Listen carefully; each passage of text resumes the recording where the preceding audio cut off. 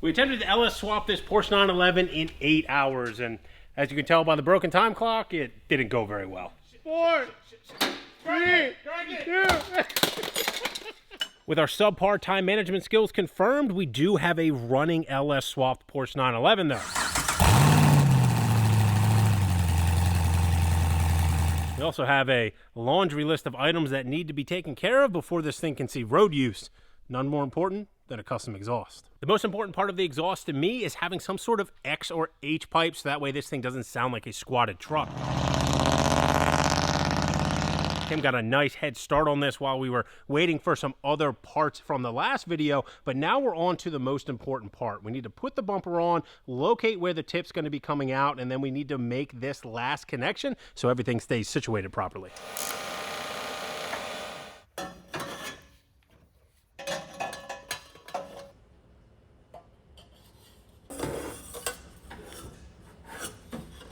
Three and a quarter.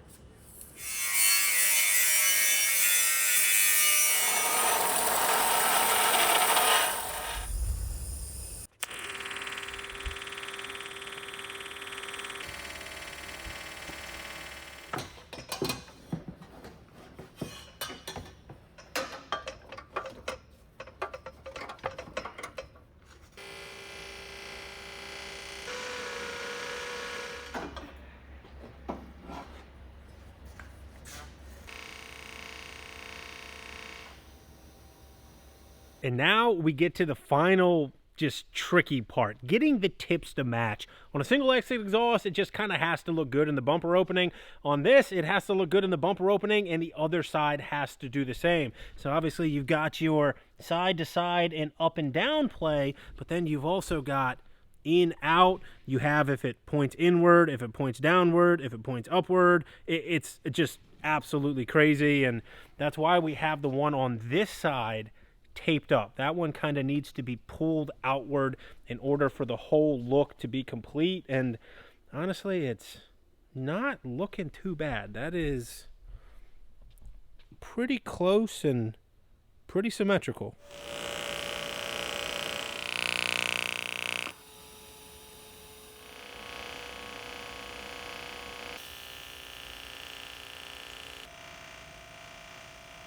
We're all welded up, and the end result is pretty darn good, I think. It looks really, really nice. The real question is going to be, how's it sound? But before we can fire this thing up, we need to figure out a solution for the intake. The intake is simple, but space constrained. We need to get from this coupler to our intake filter as directly as possible, and we need a MAF card in there somewhere. Let's get a test fit.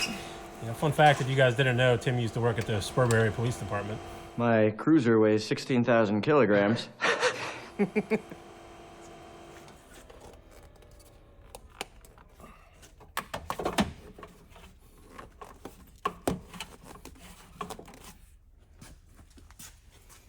Boom.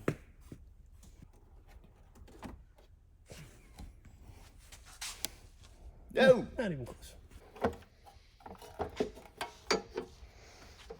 Oh. Oh boy. Is it going up? These are coming down.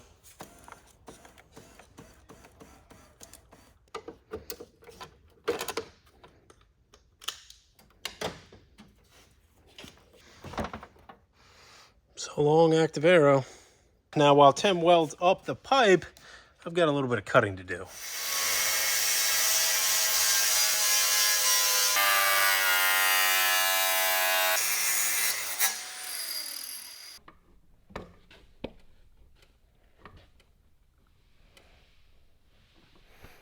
Okay, now before we go ahead and put what's left of our active arrow back on, we can go ahead and check our clearances, which appear to be great. Wow. Our active trunk piece is no longer active, but it is secured to the deck lid. Everything is cut out as needed to clear the intake. Alex thought that this would look better black, and I'm not disagreeing with him, but I am a little bit worried about the longevity of this. But everything is tucked in nice. The trunk does close. Finally, we're able to give this thing a start so we can see how it sounds.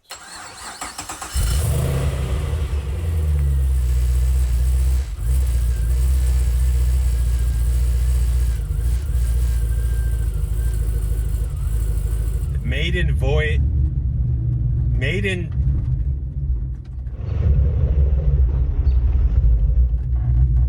This thing's pissed off. My God.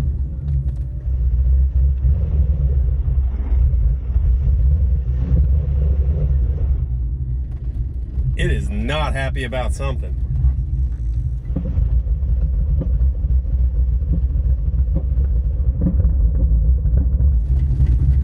Oh my goodness.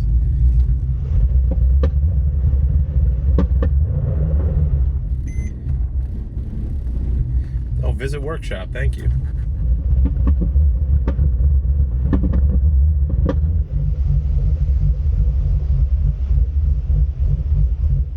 What is this that's freaking out so much? This is Is that TPS? yeah. No, this is TPS. This is the Spark. This is Spark. This is TPS. These are O2 sensors. Wow, they just freaked out for a look at that. Well, they're supposed to bounce up and down. The problem here is look at the MAF signal. It's 0.7 to like 1.4 and all the way back. Now it's going to be a little bit low because it's idling low. It's only idling like 600 RPM, so it's. But yeah, it just touched 5, 6, If you 7. hold your foot on the throttle, what's it do?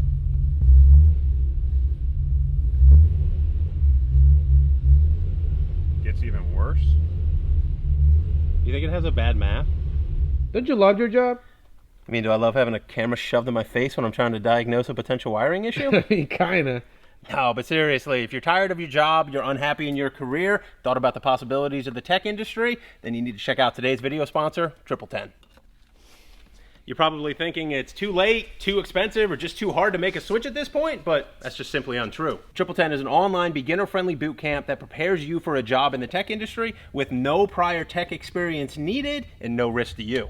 It's not the math, it's something else. If you don't get a job within the first 10 months of completing the course, then you get a full refund. 100% money back guarantee. 82% of grads get hired within the first 6 months or less after completing the course. The career coaches will help you with your portfolio, interviews, and resume. 1010 teaches professions and helps people change their lives and thrive in the world of technology. So you can afford to buy your own Porsche to chase endless amounts of issues. If you're unhappy with your career, give 1010 a look. You can learn a new job starting at only $200 a month. Follow the link down in the description below or check out the QR code for a free career consultation. I'm sure you're thinking this looks absolutely ridiculous, which of course it does, but it's going to allow us to test the theory here.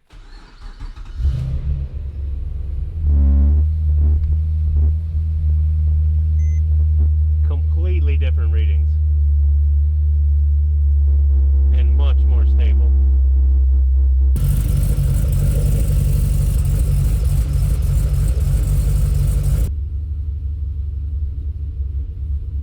So what did we just figure out?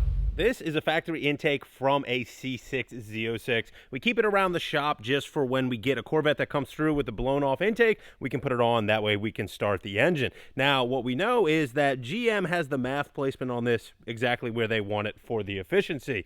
What we now know is that when we built this pipe, we did, I guess, maybe one of two things wrong. It either doesn't like the turn before the MAF card, or it doesn't like where the crankcase vent comes in. One of those two things is causing turbulence in this pipe. We were kind of so fixated on getting it nice and tucked in there, and admittedly this is an air filter I've had sitting around the shop since I ordered air filters for the Viper Swap 240 and didn't look at the dimensions, I was just looking at the shape. So a little bummed that we're not going to be able to repurpose that filter, but now we know what we need to do. We need a straight piece of pipe with a couple inches on each side for the filter and then that 90-degree elbow. So we'll grab another Camaro intake out of inventory, go ahead and trim it to length, and that should solve our issue. Voila, the intake setup that we should have done from the start. Hindsight's always 20/20, but we got so focused on not spending 50 bucks on an intake filter that it ended up costing us well more than that in wasted time. I did go ahead and finish the PCV routing on this, which will be tucked behind the rear bumper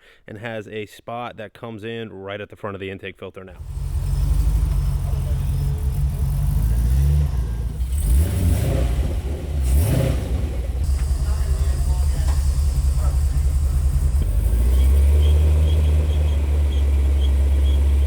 Dyno day for the Porsche. The big question, how much horsepower is it going to make? Yours is going to be wrong, so I figured I'd just give you red to put out there already. You know, I wasn't going to do this.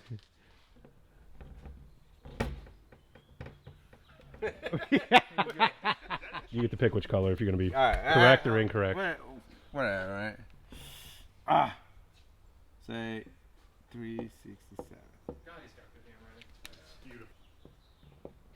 The man that's in control of how much horsepower this thing makes. Yeah.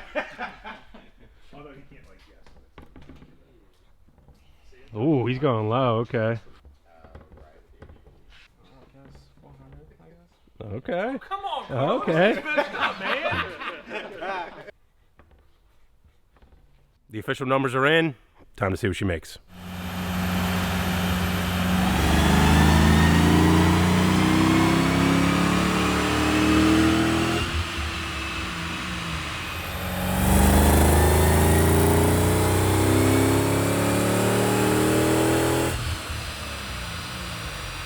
Alrighty, well, the baseline turned out to be a little bit higher than I think the majority of us were thinking, and looked like it was pretty darn rich. Oh, did it have the rev limiter on? The ECU doesn't read wheel speed, so it thinks that it's in park neutral, or like in neutral, so the factory rev limiter is 5,000 below 15 miles per hour. Gotcha. So it shut me off. That's why it stopped at 5,000. Okay. It just straight off at 5. She only needs 6 more horsepower, Richard, okay? Exactly 6. But exactly 6, not for- 6, not for- 6.5. What did it 6. make? 380. Oh. Did I guess the high number? No, I think Carlos did. Damn, 400. 400, yeah. I think might It's gonna ultimately make it. be the winner there. Yeah. I don't think it's got a stock cam in it. It's probably an LS9 cam. Obviously, this is all in good fun, and the horsepower number is kind of irrelevant. The key here is that it has a good, safe tune on it, so it's very streetable, very drivable. But the thing that I am super curious about is the driveline loss. Obviously, with a normal front-engine Chevrolet, like the car that this came out of,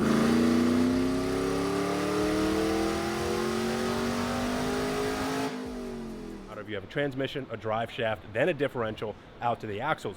With these Porsches, it's a transaxle, so it's basically direct drive into the transaxle, and then it's just through the axles. So if this thing maybe makes a little more power than you normally see from LS3 Camaros, stock LS3 Camaros, it's not overly surprising because it's probably going to have less driveline loss. Got no leaks or anything. He's made a couple adjustments to the map, and the red line has been increased. Let's go ahead and see what this thing does.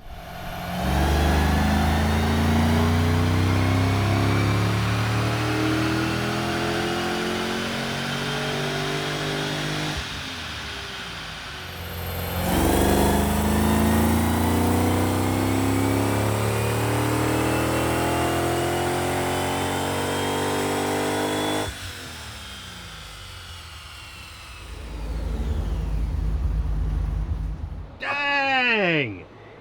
Wow! So does that confirm your suspicions about a cam in this thing? Can you pull the curve up?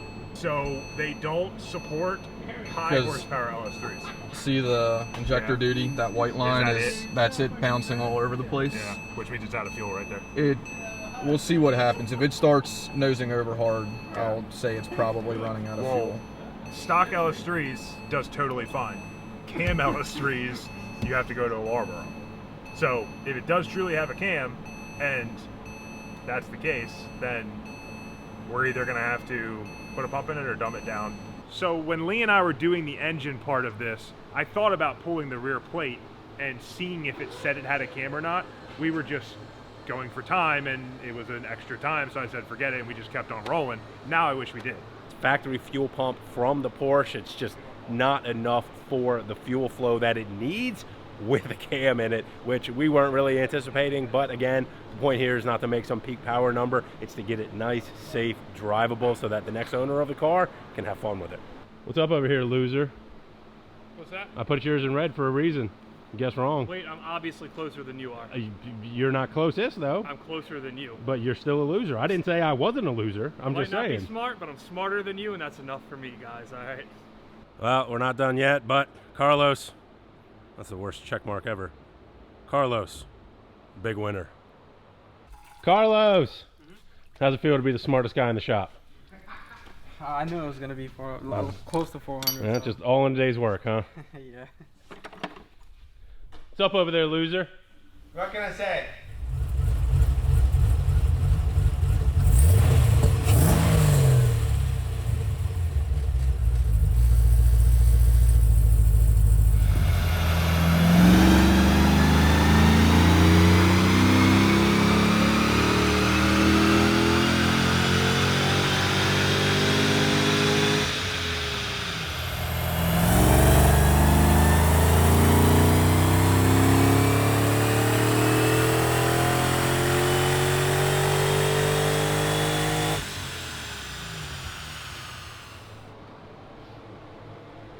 Pretty close to the same. What's she looking like on fueling? It's a little better. Air fuels were dead on.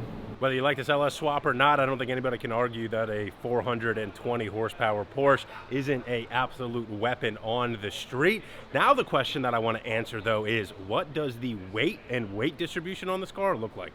Richard is the man on the keyboard. Go ahead and tell them what you do and where to find you. RL Customs, my shop is in Bel Air. I do tuning and fabrication. I have a YouTube channel, is I Build Cars, and on Instagram, I'm 2JZFox.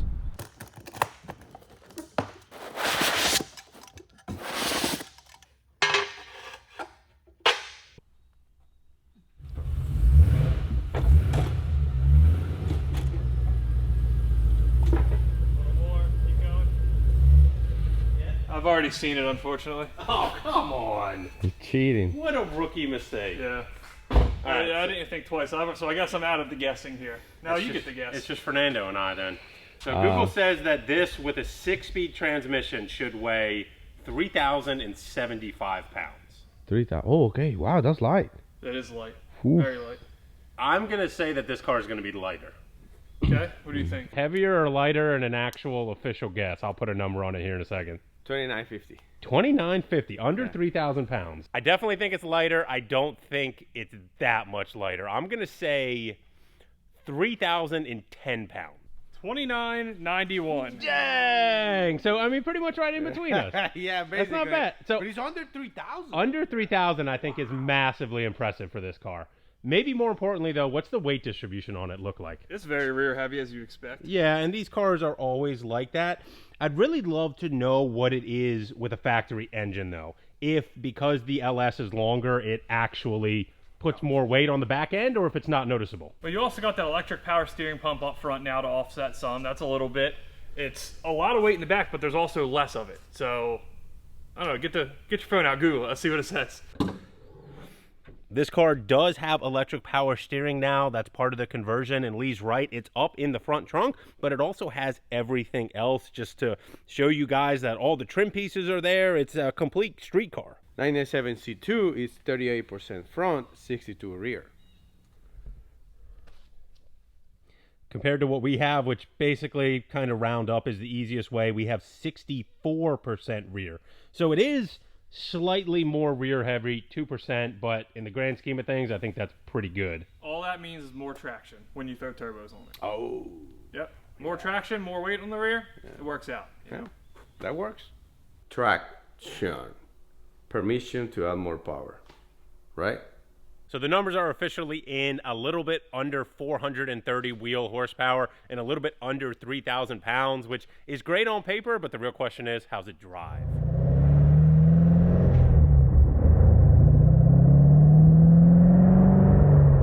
Made it very well known that I am not the biggest Porsche fan, and I guess maybe I should kind of elaborate on that I'm not the biggest 911 fan. When we rebuilt the GT4 a couple years ago, that came and really changed my perception on a Porsche. And these 911s still don't impress me that much overall, especially the 997. But with that being said, I love the driving look when you're a driver and you're looking out the window on these Porsches. The dash, the gauges, is so great. I gotta hand it to them on that. But with the V8 in it, the idea is, does it change the way that the car drives? I have a V8 RX-7. I've had a lot of them before, and everyone, you know, always jokes like, oh, you just have a C5 Corvette, which is just completely ridiculous, but it drastically changes the way the car drives. It's leaps and bounds better than a C5 Corvette, but it is very different from a rotary powered RX-7. So really the question becomes, with the V8 swap in this Porsche, does it drastically change the characteristics of the car? And me, I don't think so. Lee has a 997 turbo. My brother had a 997 turbo, and then he also had his LS swapped turbo 997. So I have a little bit of experience, but really the difference comes in with the power band. Obviously the Porsche power band is completely different than a naturally aspirated V8, but I've never driven one of these with a 3.4 liter motor or a 3.6 liter motor. The only thing that I have to compare that to is the GT4, which is a 4 liter, I guess, in that year, and it was lacking. You know, again, it's a 4 liter displacement compared to 6.2 liters. Like, it's hard to have it make up for that. But the fact that it revs out so high is, I guess, the difference, and that's what this V8 isn't going to do. But this car's red line is 7,000. This one's set to red line, you know, by the ECU, the rev limiter, at 6,200 RPMs. So I don't think it's drastically different than the engine that came out of this car, and it's got a whole lot more power.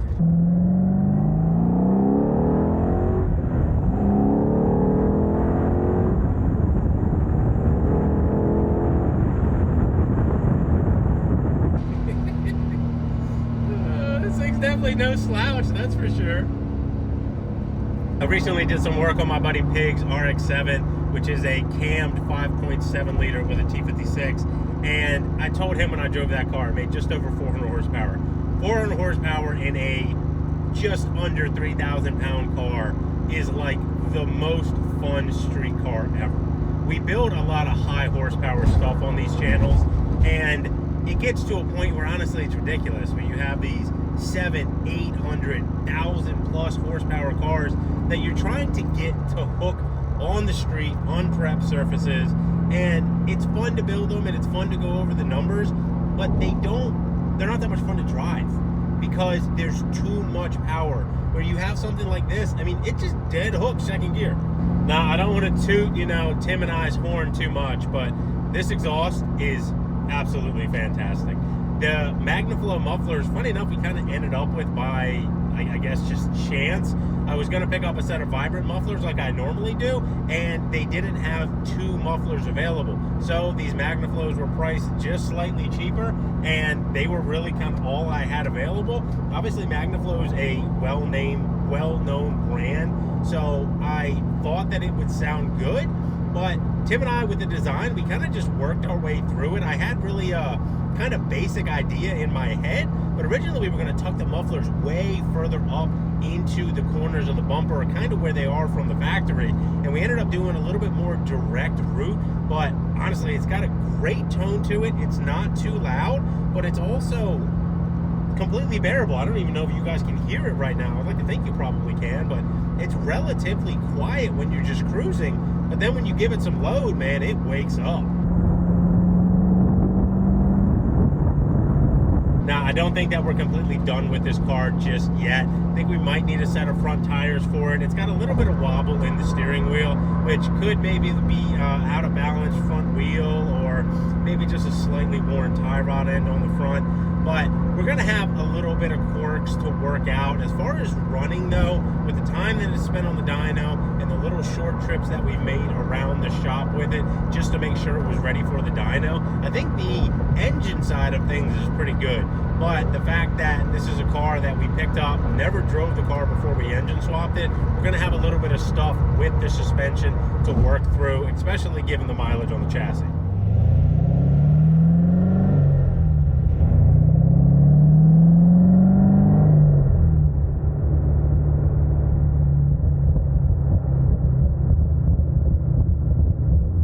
But I do think this is a proper send-off for this 997. In the first video, we failed miserably at LS swapping this car in 8 hours. But in this video, we worked through some issues. We ultimately got this thing back on the road. And if you're one of those people that wants to know what we do with some of these projects, I've mentioned several times, this is a car that's going to be for sale. So maybe this one's for you. But as far as the project itself, that's it.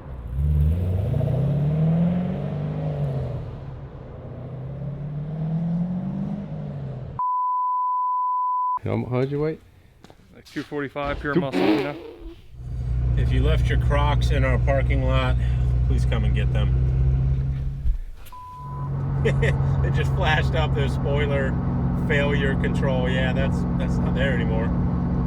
Like, as you were saying that, I was like, man, I feel like this is a merch plug.